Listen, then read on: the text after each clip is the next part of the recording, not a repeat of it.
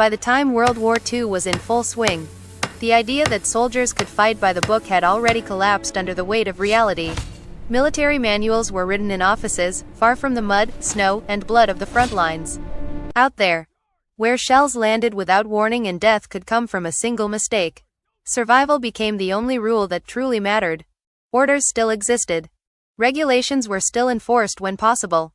But in the moments that counted most, many soldiers quietly chose to break the rules if it meant staying alive one more day. Field modifications weren't acts of rebellion or disrespect. They were acts of necessity. A rifle that jammed in freezing weather wasn't just faulty equipment. It was a death sentence. So soldiers wrapped cloth around metal parts, applied unofficial lubricants, or altered firing mechanisms, even when those changes violated strict regulations. Official doctrine warned that unauthorized modifications could cause malfunctions or accidents. But to the men holding those weapons, the risk of doing nothing felt far greater. The battlefield itself forced these decisions.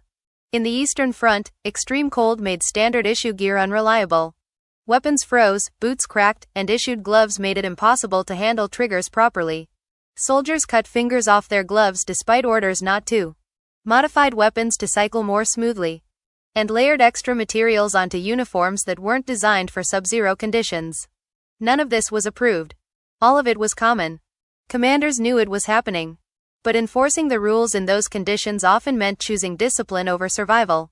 And many looked the other way. Fear also played a role. When soldiers saw what actually killed their comrades, shrapnel slicing through thin helmets, bullets punching through standard armor, they began adding their own protection. Extra steel plates were welded onto vehicles or slipped under uniforms. Helmets were reinforced with unofficial liners. These additions made movement harder and technically violated weight and safety regulations. But they offered something regulations couldn't: psychological comfort. Feeling even slightly more protected could mean the difference between freezing in fear and pushing forward under fire. There was also the problem of unpredictability. World War II was fought across deserts, jungles, cities, and mountains, yet equipment was often standardized as if one solution fit all environments. Soldiers adapted anyway. They shortened barrels for close quarters fighting in ruined cities, taped magazines together for faster reloads, and modified grenades for improvised traps. Despite explicit bans, high command feared accidents and misuse. And not without reason. But for soldiers clearing buildings or holding trenches, hesitation could be fatal. What's important to understand is that these decisions weren't made lightly. Every modification carried risk. A weapon altered in the field could backfire. Extra armor could slow a retreat. Improvised gear could fail at the worst possible moment. But war forced constant calculations. Which risk was more likely to kill you? The forbidden modification, or the enemy exploiting your hesitation? Again and again, soldiers chose the option that felt immediate and tangible. This quiet defiance created a gap between official military law and battlefield reality.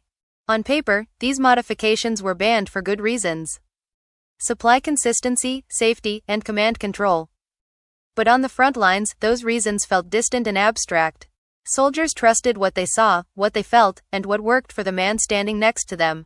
If a modification saved one life, word spread quickly, and rules became suggestions rather than absolutes. Over time, these illegal field modifications revealed something deeper about warfare. No matter how advanced or organized an army is, combat will always create situations planners didn't anticipate. In those moments, survival depends not on obedience but on adaptability.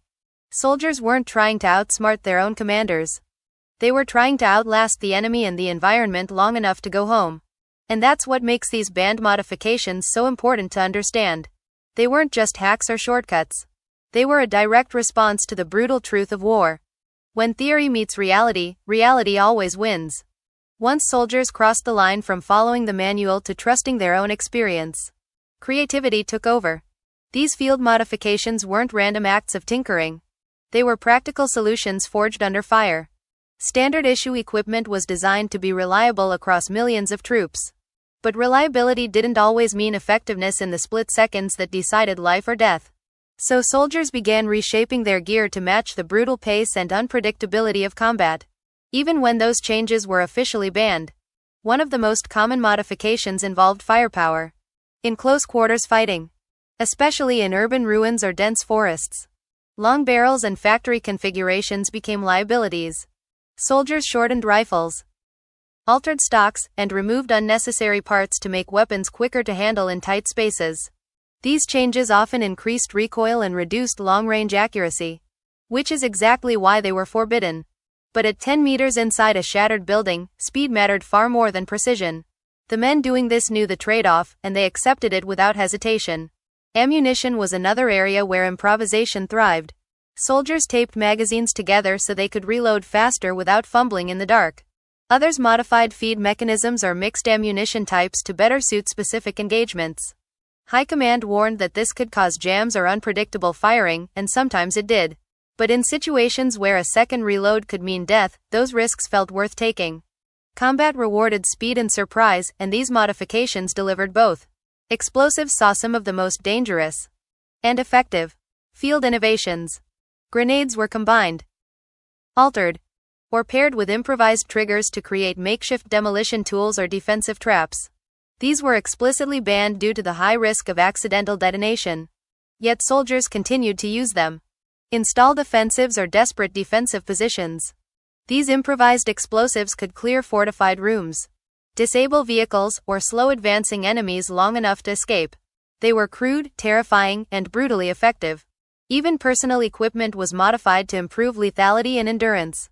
Soldiers removed non-essential gear to move faster, reshaped bayonets for close combat, and altered slings and holsters for quicker access.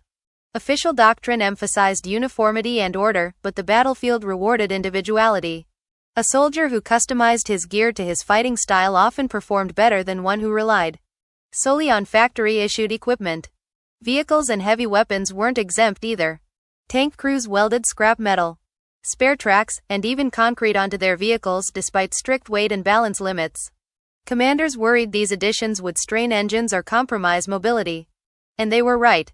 But crews facing anti-tank weapons valued survival over mechanical longevity. That extra layer of armor, even if imperfect, could stop shrapnel or deflect a fatal hit. In the moment of impact, regulations didn't matter. Survival did. What's striking is how often these banned modifications actually influenced the outcome of engagements. A shortened weapon might clear a room faster. A taped magazine might keep a soldier firing when an enemy expected a pause. An improvised explosive might break a stalemate no official tactic could solve quickly enough. These weren't miracles, but in war, small advantages stacked up, and those advantages saved lives.